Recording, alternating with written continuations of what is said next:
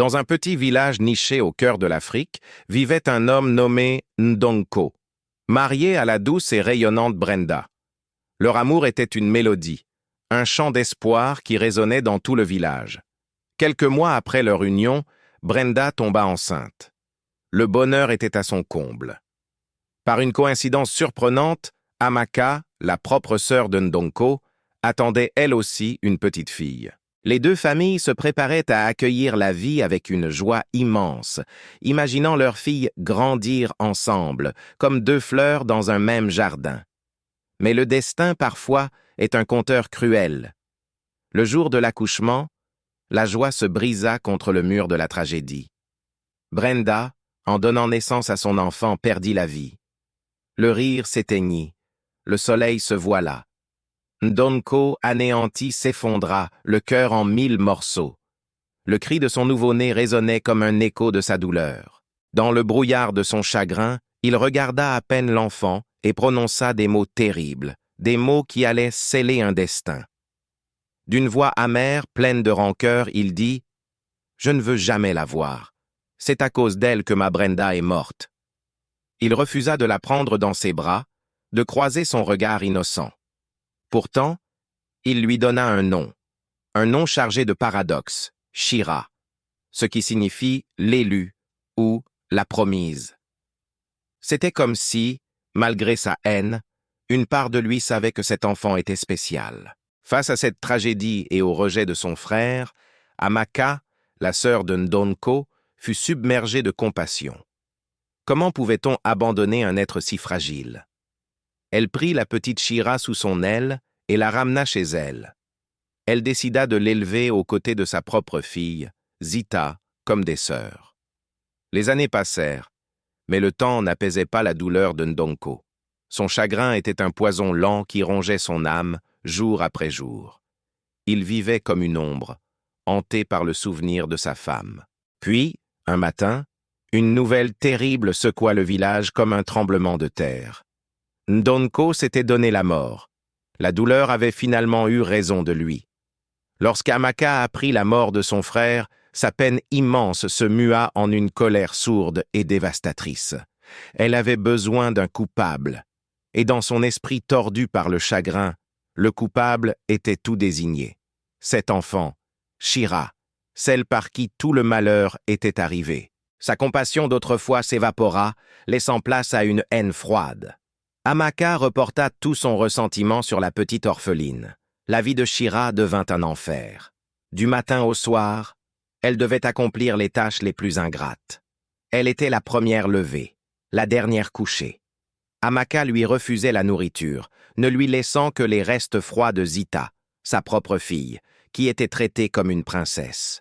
Shira grandit dans l'ombre, affamée, méprisée, mais son cœur, lui, restait pur. Un soir, alors que la lune était cachée par d'épais nuages, la rancune d'Amaka atteignit son paroxysme. Elle regarda Shira avec des yeux durs et lui ordonna « Va chercher de l'eau à la rivière, maintenant. » Shira, tremblante, hésita. Sa petite voix était à peine un murmure. « Tata, il fait nuit, et aujourd'hui est un jour interdit. Les anciens disent que les esprits de l'eau sont en colère ces jours-là. » Mais Amaka n'en avait que faire. « Fais ce qu'on te dit, » cria-t-elle, son visage déformé par la fureur. Le cœur battant la chamade, Shira prit une calebasse et sortit dans la nuit noire. Elle avait tellement faim que son ventre lui faisait mal. Sur le chemin, elle aperçut quelques morceaux d'igname sauvage qu'elle ramassa précieusement. Arrivée à la rivière, dont les eaux sombres semblaient murmurer des secrets, elle vit une silhouette. C'était une très vieille femme, assise au bord de l'eau, le visage ridé comme une écorce d'arbre. La vieille femme la regarda avec des yeux étonnamment clairs et lui demanda d'une voix douce « Ma fille, je vois que tu as de quoi manger. Partagerais-tu ton igname avec une vieille femme affamée ?» Malgré sa propre faim et la peur qui lui nouait les entrailles, la gentillesse de Shira l'emporta. Elle offrit un sourire timide et s'assit à côté de la vieille femme. Elles partagèrent les maigres morceaux d'igname et parlèrent longuement.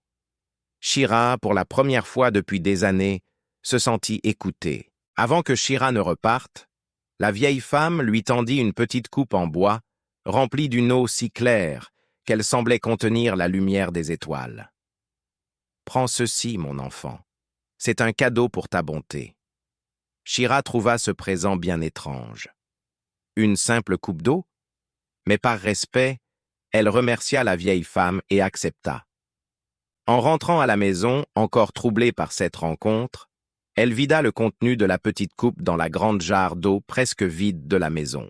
En la regardant, épuisée, elle soupira et murmura pour elle-même « Ah, si seulement cette jarre pouvait se remplir toute seule!